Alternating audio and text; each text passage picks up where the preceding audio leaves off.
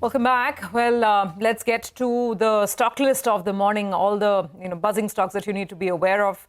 We've got our team standing by with the CNBC TV18 list of top stocks to watch. Guys, great to have all of you. Vivek, let's start with the L&T Finance. What's the update here? Well, good morning. So L&T Finance holding along expected lines, something that Nimesh had also been mentioning as far as his D-Street chatter was concerned. There's a large block deal that's anticipated in today's trade. Now, the sellers are going to be Bain Capital affiliates, which is BC Asia Investment as well as BC Asia Growth. Along with that, a few P-note funds, under the name of BNP Paribas Financial SNC will also be pairing their stake. Now, this particular block deal is a complete clean-out trade. So, total 3.5% of equity is expected to change hands, and the discount is less than 1%. That raises hopes that this particular block deal will happen in the block window itself. The total deal size at the base price is more than 1,500 crores. So, it will be important to see how L&T Finance reacts after that. Going with the green because the overhang will go through, and anticipating this particular deal to happen in the block window. Okay, well, Vivek, thank you very much for that. So the spate of block deals, it's only picking up pace, and we'll sort of get you more as we go along. But Sobha should be in focus today as well. Sonal is here with details. Sonal, morning. Good morning, Prashant. Well, Sobha will be in focus because the board has approved raising funds up to 2,000 crore rupees, and this is via rights issue. The issue price is set at 1,651 rupees a share. Remember, this is a 20% discount to yesterday's closing market price as well. The proposed issuance will be of around 12.1 million shares, and this could lead to a post-issue equity dilution of 11.3%. If we talk about the number in terms of application, 825.5 rupees per share, that is payable on application, and the remaining amount, that is the equivalent amount, can be paid in not more than 2 subsequent calls. Now, the company says the entire process that should be completed by 31st December 2025, and the entitlement ratio is 6:47. So it's a growth capital that the company is planning to raise. So going with green on the stock today. Okay, all right, Sonal, thanks a lot for that one. Mangalam joins us because there's good news coming in for Nestle. Mangalam, tell us more, the royalty issue behind them and things looking up. Well, things looking up for Nestle. It's a sentiment positive, actually, because, the Nestle board has told the exchanges, rather the company has told the exchanges that the board has, approved payment of royalty at 4.5% to the parent for the next 5 years. And that is something that was anticipated because this amount was unchanged. The original proposal of increasing the royalty from 4.5% to about 5.25% over the next 5 years was earlier rejected by shareholders. So obviously the street believed that, now this issue would be put to rest, and that's exactly what has happened. So that's a sentiment positive. Additionally, there's also an upgrade coming in from CLSA this morning. So that should further boost the stock. See it in green today. All right, Mangalam, thanks very much for that. Nestle in focus. Back to Vivek. He's watching out for some more names, including PTC India, PTC Finance, as well as Dr. Reddy's. Vivek? Well, that's right. So 2 stocks on my radar, expect both of them to open in the red. First one is PTC India and its subsidiary PTC India Financial Services. PTC India Financial Services, has had trouble with the regulators for quite some time. And yesterday, SEBI, has gone ahead and passed order as far as the matter in PTC India Financial Services is concerned. So they've gone ahead and barred Pawan Singh, the ex-MD over there, and has fined him 25 lakhs and has also barred him from holding any director's post in a listed company for 2 years. He's the former MD and CEO of PTC India Financial Services.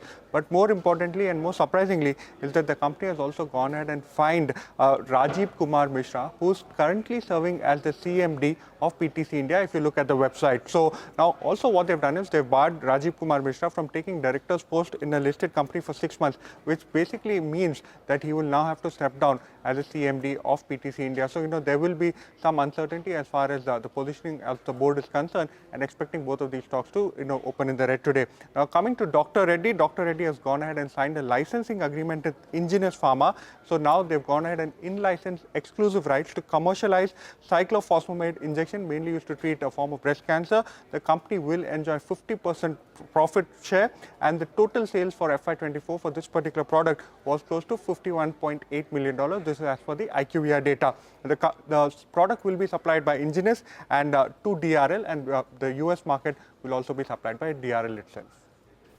All right, Vivek, thank you very much for that. Well, more stocks with news flow. Vamakshi is here with details on this one. Vamakshi, morning.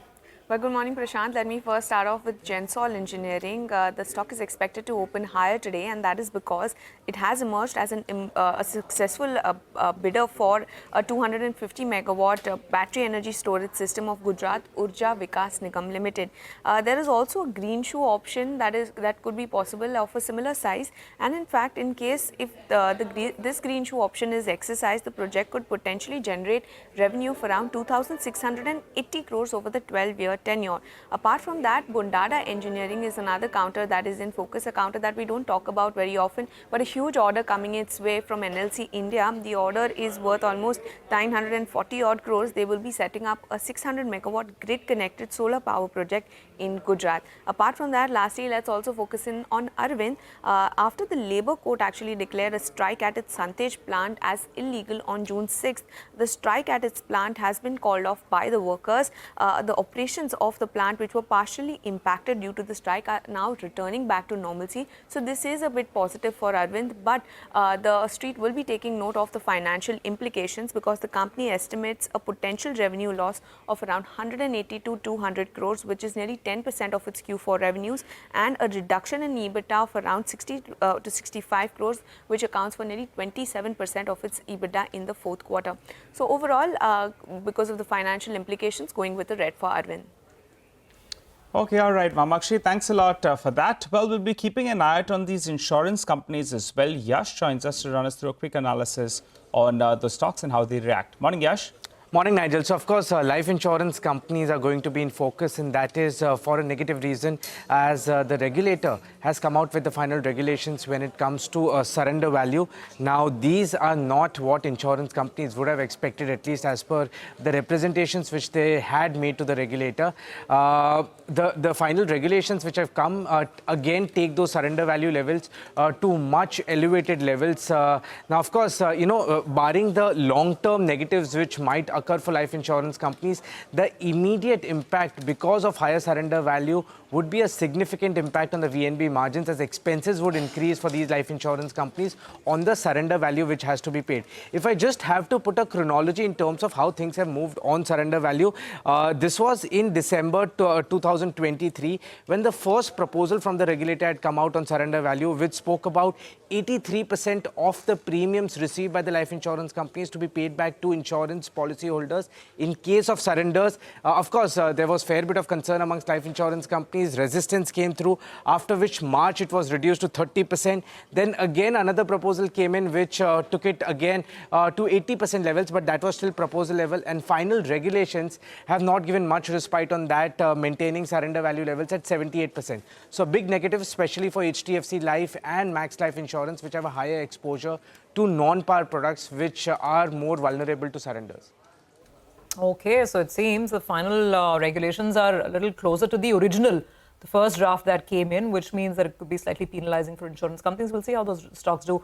Thank you very much for that, Yash. Let's quickly recap our list of top stocks to watch then. The ones that have positive news flow around them are L&T Finance, Nestle India, Sobha, Dr. Reddy's, Gensol Engineering, Bundada Engineering. The ones that have negative news flow around them, of course, are life insurance stocks, PTC India Financial Services, as well as Arvind. Okay, so